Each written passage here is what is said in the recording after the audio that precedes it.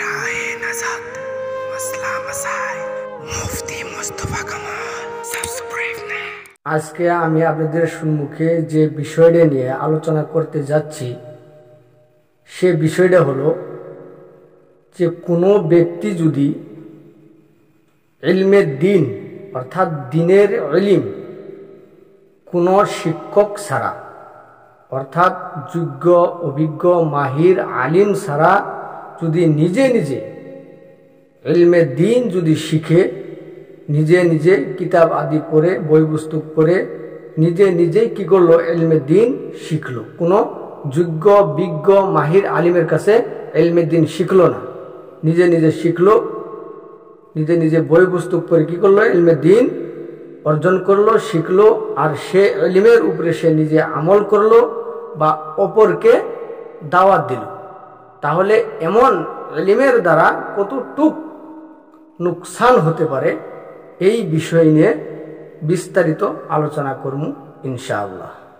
ইলমে দ্বীন অর্থাৎ দ্বীনের ইলম এমন এক শিক্ষা যে শিক্ষা উস্তাদবিহীন, যোগ্য অভিজ্ঞ মাহির আলিমবিহীন শিখা সম্ভব না। যোগ্য বিজ্ঞ মাহির আলিমবিহীন শিক্ষকবিহীন ইলমে দ্বীন অর্জন করা কিনা সম্ভব না। কোনো ব্যক্তি যদি ইলমে দ্বীন অর্থাৎ দ্বীনের ইলম কোনো আলিমের কাছে শিখলো না, কোনো বিজ্ঞ অভিজ্ঞ মাহির আলিমের কাছে ইলমে দ্বীন শিখলো না, সে না শিখে নিজে নিজে কি করলো, ইলমে দ্বীন বই পুস্তক পড়ে কিতাব আদি পড়ে নিজে নিজেই ইলমে দ্বীন কি করলো, শিখলো। আর সে ইলমের উপরে সে কি করলো, আমল করলো বা অপরকে আমল করার জন্য দাওয়াত দিল। তাহলে এই ইলমের দ্বারা তার অনেক অনেক ক্ষতি।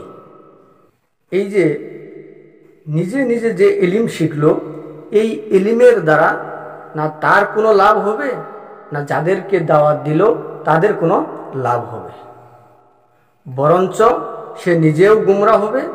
আর যাদেরকে দাওয়াত দিল তারা যদি এই যে শিক্ষকবিহীন ইলম শিখনেওয়ালার কথার উপরে ইলমের উপরে যদি আমল করে, তারাও কি হবে, গুমরা হবে, পথভ্রষ্ট হবে।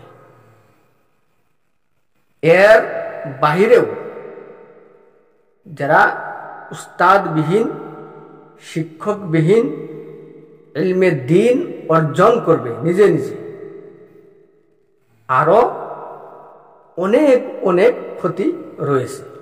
এর মাঝে তার এক নম্বর সবচেয়ে বড় ক্ষতি হলো সে কাল কিয়ামতের দিন আল্লাহ তাবারাকা ওয়া তাআলার নাফরমান বান্দা হিসেবে গণ্য হবে।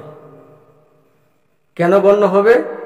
সে এই জন্যই গণ্য হবে যে আল্লাহ তাবারাকা ওয়া তাআলার পবিত্র কুরআনুল কারীমের স্পষ্ট হুকুমের সে কি করছে, বিপরীত কাজ করছে। এই জন্যে সে কাল কিয়ামতের দিন আল্লাহ তাবারাকা ওয়া তাআলার কুরআনের বিপরীত কাজ করার কারণে নাফরমান বান্দা হিসেবে কিয়ামতের দিন কি হবে, গণ্য হবে। কারণ সে ব্যক্তি সূরা নহলের 43 নম্বর আয়াতের খিলাফ, 43 নম্বর আয়াতের বিপরীত সে কি করছে, কাজ করছে। এই জন্যে কাল কিয়ামতের দিন সে আল্লাহ তাবারাকা ওয়া তাআলার পবিত্র কুরআনুল কারীমের হুকুম অমান্য করার কারণে সে নাফরমান বান্দা হিসেবে কিয়ামতের দিন তার কি হইতে হবে, দাঁড়াইতে হবে। সূরা নহলের 43 নম্বর আয়াতের ভিতরে আল্লাহ তাবারাকা ওয়া তাআলা বলেন, ফাসআলু আহলা যিকরি ইন কুনতুম লা তা'লামুন। এই আয়াতে কারিমার ভিতরে আল্লাহ তাবারাকা ওয়া তাআলা স্পষ্ট ঘোষণা করে দিয়েছেন যে যাদের ভিতরে ইলমে দ্বীন নাই, যারা ইলমে দ্বীনের, যাদের ভিতরে ইলমে দ্বীনের কোনো জ্ঞান নাই, তাদের কাজ হলো যাদের ভিতরে ইলমে দিনের জ্ঞান আছে তাদের কাছে যায় ইলমে দিন কি করা, অর্জন করা, ইলমে দিন কি করা, শিক্ষা করা। আর সে সেটা না করে সে নিজে নিজে কি করলো, ইলমে দিন সে অর্জন করলো। সে নিজে নিজে ইলমে দিন অর্জন করে আল্লাহ তাবারাকা ওয়া তাআলার এই পবিত্র কুরআনুল কারীমের এই আয়াতের এই হুকুমের সে বিপরীত কাজ করল। তার দ্বিতীয় নম্বর ক্ষতি হলো সে যে নিজে নিজে বই পুস্তক পড়ে কিতাব আদি পড়ে যে ইলমে দিন যে অর্জন করলো, আর সে ইলমের উপরে যে সে যে আমল করলো, তার নিজের আমলও আল্লাহ তাবারাকা ওয়া তাআলার কাছে গ্রহণযোগ্য হবে না। আর যাদেরকে সে দাওয়াত দিল তারা যদি এর কথার উপরে যদি আমল করে, তাদেরও আমল কি হবে না, আল্লাহ তাবারাকা ওয়া তাআলার কাছে গ্রহণযোগ্য হবে না। কেন হবে না? কারণ সে নিজে নিজে যে ইলম শিখছে সে ভুল ইলম শিখছে, ভুল ইলম শিখে সে নিজে আমল করছে, বা ভুল ইলম মানুষের কাছে প্রচার করছে, আর মানুষের ভুল ইলমের উপরে ভুল কথার উপরে কি করছে, আমল করছে। এই জন্যে কি হবে না, গ্রহণযোগ্য হবে না। তার বাস্তব অনেক উদাহরণ রয়েছে, শুধুমাত্র আপনাদের সম্মুখে একটা উদাহরণ আমি তুলে ধরব, তাই আপনারা বুঝতে পারবেন যে শিক্ষকবিহীন ইলম শিখলে তার কি অবস্থা হতে পারে।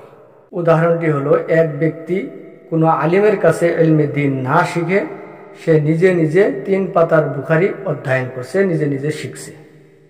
শিখার পর সে একটি হাদিস পাইছে যে আল্লাহর নবী হুজুর আকরাম সাল্লাল্লাহু আলাইহি ওয়াসাল্লাম একদিন এমন গভীর ঘুমাইছেন যে ঘুমের ভিতরে হুজুর আকরাম সাল্লাল্লাহু আলাইহি সাল্লাম নাক ডাকছেন। অর্থাৎ হুজুর আকরাম সাল্লাল্লাহু আলাইহি সাল্লাম নাক ডাইকে ঘুম পারছেন। নাক ডাইকে ঘুম পাড়ার পর হুজুর আকরাম সাল্লাল্লাহু আলাইহি সাল্লাম যখন ঘুম থেকে জাগ্রত হয়েছেন, জাগ্রত হয়ে হুজুর আকরাম সাল্লাল্লাহু আলাইহি সাল্লাম ওযু না করে নামাজ পড়াইছে। যেদিন থেকে সে এই হাদিসটি পাইছে ওই দিন থেকে সে আমল শুরু করে দিয়েছে যে ফজরের নামাজ ওযুবিহীন সে নামাজ পড়া শুরু করে দিয়েছে। সে ফজরের নামাজ পড়ে ঘুম থেকে উঠে সে ওযু না করে ফজর নামাজ পড়ে, এইভাবে সে আমল করা শুরু করে দিয়েছে। এখন বলেন তো, এই যে সে ওযু না করে ঘুম থেকে উঠে ওযু না করে যে ফজর নামাজ যে পড়া শুরু করে দিল, তার কি নামাজ হয়েছে? হয় নাই। এই কথাটা আমরা প্রত্যেকেই জানি যে কোনো ব্যক্তি যদি গভীর ঘুমায় তাহলে তার ওযু কি ভেঙে যায়। এই কথাটা আমরা প্রত্যেকেই জানি। ওযু ভাঙ্গার কারণের ভিতরে একটা কারণ হলো গভীর ঘুমাইলে তার ওযু কি করে না, থাকে না। তাহলে সে এই যে আলিম ছাড়া সে যে ইলমে দিন যে অর্জন করলো, আর ইলমে দিন অর্জন করে যে সে নামাজ ওযু ছাড়া পড়লো, তার নামাজ তো হয় নাই। এই যে ভুলটা করলো, এটা কিসের জন্য ভুল করলো? একমাত্র ইলমে দিন আলিমের কাছে না শিখার কারণে সে ওযু ভাঙ্গে যাওয়ার পরেও সে ওযু না করে নামাজ পড়ল। সে হাদিস কি করে নাই, বুঝে নাই। নিজে নিজে হাদিস বোঝা সম্ভব না, নিজে নিজে হাদিস বোঝা কিনা সম্ভব না, নিজে নিজে ইলমে দিন অর্জন করা কিনা সম্ভব না। সে যদি কোনো আলিমের কাছে যদি হাদিস পড়তো, হাদিস বুঝতো, তাহলে সে ওযু ছাড়া নামাজ পড়তো না। এমন ভুল তার হইতো না, এমন ভুল সে করতো না যদি সে কোনো আলিমের কাছে গিয়ে যদি হাদিস পড়তো, ইলমে দিন যদি শিখতো, তাহলে এমন বড় মারাত্মক ভুল সে কি করতো না, কখনো করতো না। সে নিজে নিজে ইলম শিখার কারণে এমন মারাত্মক ভুল সে করে ফেলেছে। আর এইভাবে যে তো দিন সে নামাজ পড়ছে, তার একটা নামাজও কি হয় নাই, কবুল হয় নাই। তাহলে সে গুমরা হবে না তো কে গুমরা হবে? সে পথভ্রষ্ট হবে না, কে পথভ্রষ্ট হবে? তার কথা আমল করলে মানুষ পথভ্রষ্ট হবে না, তো কার কথায় মানুষ কি হবে, পথভ্রষ্ট হবে? সে যদি কোনো আলিমের কাছে গিয়ে যদি ইলমে দিন শিখতো, তাহলে সে নিশ্চয় পায়ে যেত, সে নিশ্চয় কি করতো, পাইতো যে নবীর ঘুম আর উম্মতের ঘুম এক না। নবীর ঘুমের ভিতরে আর উম্মতের ঘুমের ভিতরে পার্থক্য আছে। পার্থক্যটা কোথায়? পার্থক্যটা এই বুখারী শরীফের ৭,২৮১ নম্বর হাদিসের ভিতরে রয়েছে যে উম্মত যখন ঘুমায়, উম্মতের চোখও ঘুমায়, অন্তরও ঘুমায়। কিন্তু নবী যখন ঘুমায় শুধুমাত্র চোখ ঘুমায়, অন্তর ঘুমায় না। এজন্য উম্মতেরা ঘুমানোর পরে তার ওযু আছে না নাই উম্মতে কি করতে পারে না, বুঝতে পারে না। কিন্তু হুজুর আকরাম সাল্লাল্লাহু আলাইহি ওয়াসাল্লাম বুঝতে পারেন। ঘুমানোর পরে হুজুর আকরাম সাল্লাল্লাহু আলাইহি ওয়াসাল্লাম বুঝতে পারেন যে ওযু আছে না নাই। এই যে হুজুর আকরাম সাল্লাল্লাহু আলাইহি ওয়াসাল্লাম ওযু বিহীন যে নামাজ পড়াইছেন, হুজুর আকরাম সাল্লাল্লাহু আলাইহি ওয়াসাল্লাম জানেন যে আমার ওযু আছে। এই জন্যই হুজুর আকরাম সাল্লাল্লাহু আলাইহি ওয়াসাল্লাম ওযু না করে নামাজ পড়াইছেন। এমন উদাহরণ আরো অনেক রয়েছে, এমন উদাহরণ আরো অনেক রয়েছে যে উস্তাদ বিহীন যদি কেউ ইলমে দ্বীন শিখে তাহলে সে ইলমের দ্বারা আমল করা, শুদ্ধভাবে আমল করা সম্ভব না, কখনোই সম্ভব না। শুদ্ধভাবে আমল করতে হলে আলিমের কাছে গিয়ে ইলমে দ্বীন শিখার পরেই সে শুদ্ধভাবে ইলমে দ্বীনের উপরে, সে দ্বীনের উপরে কি করতে পারবে, শুদ্ধভাবে আমল করতে পারবে। আর যদি নিজে নিজে আলিমের কাছে না গিয়ে নিজে নিজে যদি ইলমে দ্বীন শিখে তাহলে তার দ্বারা শুদ্ধভাবে দ্বীনের আমল কখনোই সম্ভব না, কখনোই সম্ভব না। সে গুমরাহ হবেই, গুমরাহ হবেই, গুমরাহ হবেই। আল্লাহ তাবারক ওয়া তাআলা আমাদের সবাইকে সহিহ দ্বীন মোতাবিক চলার তৌফিক দান করেন।